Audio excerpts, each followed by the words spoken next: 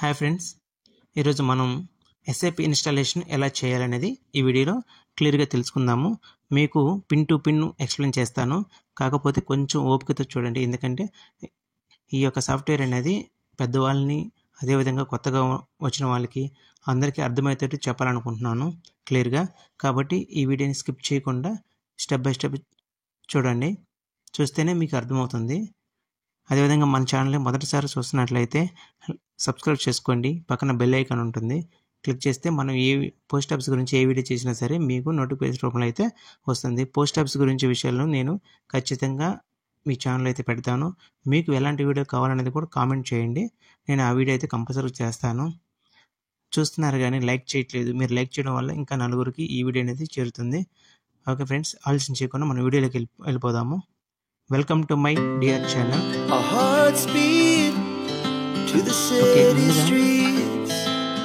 ప్రతి ఆఫీస్లో roll out folder అనేది మీకు ఇలా ఉంటుంది.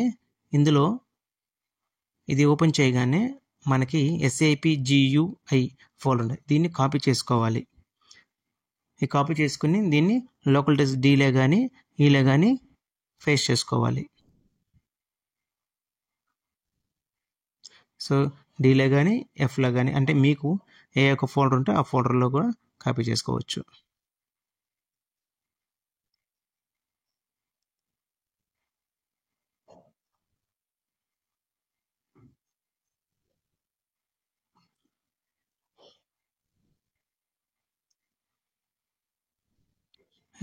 రోల్ అవుట్ ఫోల్డర్ ఓపెన్ చేసిన తర్వాత ఇందులో SAP ఉంది కదా, కాపీ అయిపోయిన తర్వాత ఇక్కడ install_common 740 ఉంది కదా, 730 కాదండి 740, దీన్ని సెలెక్ట్ చేసుకొని ఇక్కడ మౌస్తో రైట్ క్లిక్ ఇవ్వాలి. ఇలా ఇచ్చిన తర్వాత కాపీ. మీరు డైరెక్ట్గా సెండ్ టు కొట్టబాకండి, ఎందుకంటే అలా కొట్టడం వల్ల ఏంటంటే కొన్ని ఫైల్స్ అనేది మిస్సింగ్ అవుతాయి. కాబట్టి ఎప్పుడైనా సరే ఏ ఫైల్ అయినా సరే డైరెక్ట్గా కాపీ చేసుకోండి. ఇలా కాపీ చేసిన తర్వాత సో డెస్క్టాప్లో లోకల్ డిస్క్ సిలో ఇక్కడ పేస్ట్ చేయాలి. రైట్ క్లిక్ ఇచ్చి పేస్ట్.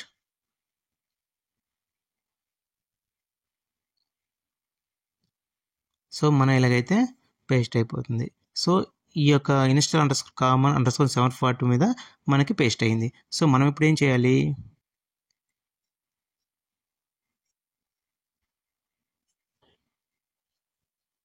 ఇప్పుడు ఈ యొక్క ఫైల్ నేమ్ అనేది మనం చేంజ్ చేయాలి. సో _740 అనేది మాత్రమే రిమూవ్ చేయాలి. రీనేమ్ క్లిక్ చేసి ఇక్కడ బ్యాక్ స్పేస్ కొట్టంగానే మీకు ఆ యొక్క నేమ్ అనేది అయిపోతుంది. ఇలా ఉండాలి, install_common. ఇలా ఉంటేనే మనకి ఇన్స్టాలేషన్ అనేది అవుతుంది. ఎందుకంటే ఆ యొక్క ప్రొసీజర్ అనమాట. ఎందుకు అవుతుంది అంటే మనం చెప్పలేము. ఓకే, ఇప్పుడు install_common అనే ఫోల్డర్ ఉంది కదా, దీన్ని ఓపెన్ చేయాలి. సో ఇదంతా లోకల్ డిస్క్ సిలోనే. సో మీ యొక్క ఫైల్ డంప్ ఫైల్ ఉంటుంది కదా, ఆ ఫైల్ వచ్చి లోకల్ డిస్క్ డీలో కానీ ఈలో కానీ కాపీ చేసుకోవాలి. ఇంకొకసారి చెప్తున్నాను, గుర్తుపెట్టుకోండి, ఉండాలి. సో దానికి సంబంధించిన install_common ఫైల్ మాత్రమే సిలో అనేది మనం కాపీ చేసుకొని పేస్ట్ చేయాలి. సో ఇక్కడ బ్యాట్ ఫైల్ అనేది కదా, దీన్ని సెలెక్ట్ చేసుకొని మౌస్తో రైట్ క్లిక్ ఇవ్వాలి. రన్ యాజ్ అడ్మినిస్ట్రేషన్ ఉంది కదా, రన్ యాజ్ అడ్మినిస్ట్రేషన్ మీద క్లిక్ చేసుకోవాలి.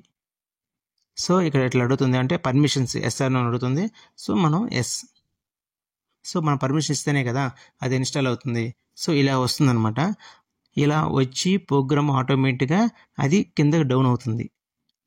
కాసేపు మనం అంటే కొంచెం టైం తీసుకుంటుంది, కొంచెం వెయిట్ చేయాలి.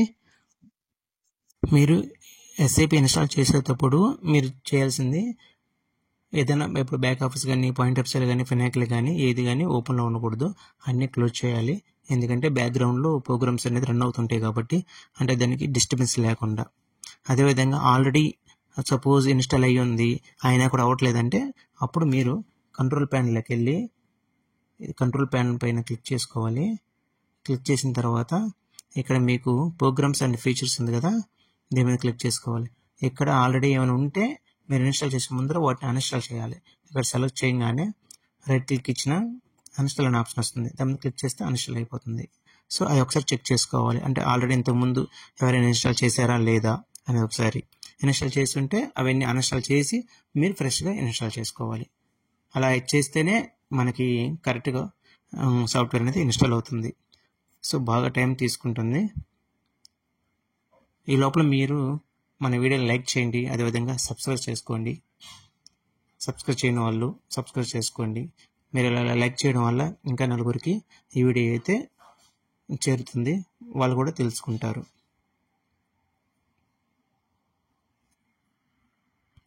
ఇది మీకు ఇన్స్టాల్ అవుతుందా లేదా తెలియాలంటే మీ యొక్క మౌస్ ఉంది కదా, ఈ మౌస్ సైడ్ అనేది మీకు రౌండ్గా బ్లింక్ అవుతుంటుంది మధ్య మధ్యలో. అంటే ఈ యొక్క అప్లికేషన్ అనేది బ్యాక్గ్రౌండ్లో రన్ అవుతూ ఉంటుంది అనమాట, దాని అర్థం. సో రన్ అవ్వట్లేదు అని చెప్పి మీరు సడన్గా క్లోజ్ చేయకూడదు.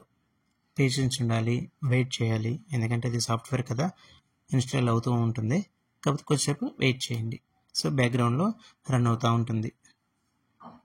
సో ఇప్పుడు ఆటోమేటిక్ అది డౌన్ అయిపోయింది కదా.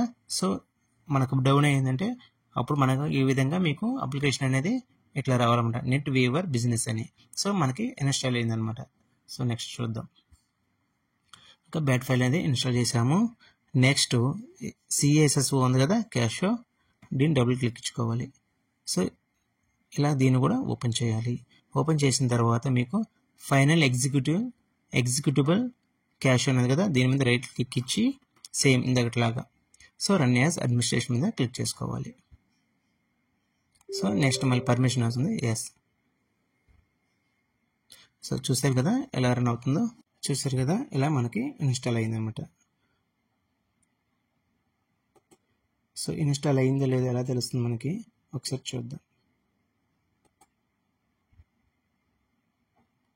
సో ఇందట్లాగా ఇది కూడా ఇన్స్టాల్ అయిన వెంటనే వెళ్ళిపోతుంది అనమాట ఆటోమేటిక్గా. మనం క్లోజ్ చేయాల్సిన అవసరం లేదు.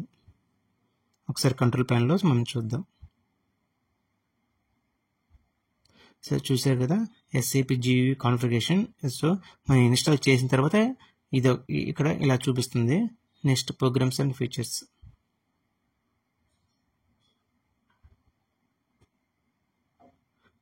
సో SAP GUI ఇన్స్టాల్ అయింది, SAP నేటివ్ అయింది. నెక్స్ట్ ఇంకొకటి క్యాష్ అనేది ఇంకొకటి రావాలన్నమాట. అది వస్తే మన యొక్క ఇన్స్టాలేషన్ ప్రాసెస్ అనేది కంప్లీట్ అవుతుంది. చూసారు కదా single sign on. So cache installation successfully. So ఇది రావాలన్నమాట. సో ఇక్కడ ఇలా వచ్చిందని మీరు డైరెక్ట్గా క్లోజ్ చేయకూడదు. సో కంప్లీట్గా ఆటోమేటిక్గా వెళ్ళిపోవాలి. చూసారు కదా ఫ్రెండ్స్ ఎలా వెళ్ళిపోయిందో. సో అలా ఆటోమేటిక్గా అదే ఎగ్జిట్ అయిపోవాలి. సో కొంచెం టైం తీసుకుంటుంది అనమాట. ఇప్పుడు ఒకసారి చూద్దాం. Control panel, programs and features. చూసారు కదా సింగిల్ సైన్ ఆన్ క్లయింట్ ఇది ఒకటి. Next SAP GUI, SAP NetWeaver, మొత్తం 3 అప్లికేషన్ ఇన్స్టాల్ అవ్వాలి. అయినా లేదని చెక్ చేసుకున్న తర్వాతే మీకు కన్ఫర్మేషన్. ఒక 3 ఇన్స్టాల్ అయిపోయినాయి. సో మనం SAPని సక్సెస్ఫుల్గా ఇన్స్టాల్ చేసాం.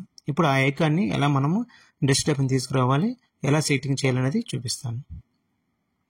ఇక్కడ మీకు ఇక్కడ డైరెక్ట్గా స్టార్ట్లోనే కొంతమందికి Windows 10 Windows 7 ఉంటుంది కదా, ఇక స్టార్టింగ్లోనైనా ఇక్కడైనా మీరు వెళ్ళొచ్చు. అదే Windows 10 అంటే ఇక్కడ డైరెక్ట్గా అయినా SAP అని టైప్ చేయొచ్చు. ఇక్కడ టైప్ చేశారు కదా, ఇక్కడ ఓపెన్ ఫైల్ లొకేషన్ కదా క్లిక్ చేయాలి. అంటే ఆ SAP ఫోల్డర్ అనేది ఎక్కడ ఉంది. సో ఆల్రెడీ సెలెక్ట్ అయింది కాబట్టి నేను సెలెక్ట్ చేసుకొని రైట్ క్లిక్ ఇచ్చి సెండ్ టు డెస్క్టాప్. అంటే మనం ఆ లాగన్ ఫోల్డర్ అనేది క్రియేట్ షార్ట్ కట్ చేస్తున్నామన్నమాట. సో చూసారు కదా ఇక్కడ మన డెస్క్టాప్ వచ్చింది. ఓకే, సక్సెస్ఫుల్గా మనకి ఇన్స్టాల్ అయిపోయింది. ఒకసారి ఓపెన్ చేద్దాం.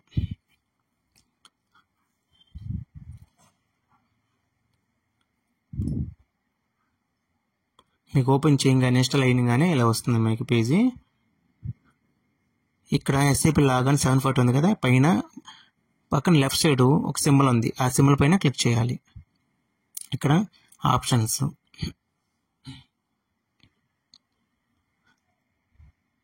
ఆప్షన్లో ఇక్కడ లోకల్ కాన్ఫిగరేషన్ ఫైల్.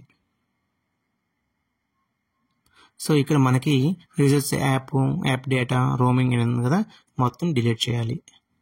డిలీట్ చేసిన తర్వాత ఇక్కడ సెలెక్ట్ ఉంది కదా, సెలెక్ట్ అంటే ఇందాక మనం ఫైలు ఎక్కడ పేస్ట్ చేసాము, లోకల్ డిస్క్ సిలో కదా. సో సీనే మనం తీసుకోవాలి. కొంతమంది పీసీ అని ఉంటుంది, కొంతమంది మై కంప్యూటర్ ఉంటుంది, కొంతమంది డెస్క్టాప్ అని ఉంటుంది. ఓకేనా. Next local disk C. So మనం అక్కడ ఫైల్ ఇన్స్టాల్ ఇంట్రెస్ట్ కామన్ కదా, ఇక్కడ యారో మార్క్ ఉంది కదా, యారో మార్క్ మీద నెక్స్ట్ లాగాను. సో లాగాన్ మీద ఈ రెండు లాగాన్ ఉంది కదా, దీనిపైన డబుల్ క్లిక్ ఇవ్వాలి, లేదా దాన్ని సెలెక్ట్ చేసుకొని ఇక్కడ ఓకే. ఫైల్ పాత్ అనేది C install underscore common logon ఇలాగే ఖచ్చితంగా ఉండాలండి ఈ యొక్క లాగన్ పాత్ అనేది. నెక్స్ట్ అప్లై, నెక్స్ట్ ఎస్ వెళ్ళిపోయింది కదా, మళ్ళీ ఓపెన్ చేసుకోవాలి. అసలు మనకు లాగన్ పాత్ వచ్చిందా రాలేదా, వచ్చింది కదా. ఇలా మీకు ఇంకొక ట్రిక్ చెప్తాను. అంటే చాలా మందికి కరెంట్ పోయినప్పుడు కానీ కరెంట్ వచ్చినప్పుడు కానీ అంటే మధ్యలో శాప్ అనేది ఎర్రర్ వస్తుంటుంది.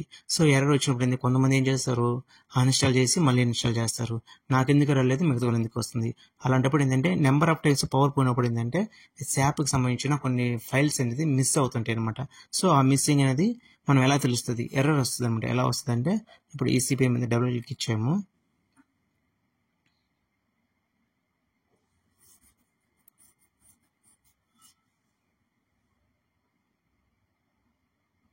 ఇలా మీకు lagoon balancing error 880 could not connect message వస్తుంది కదా.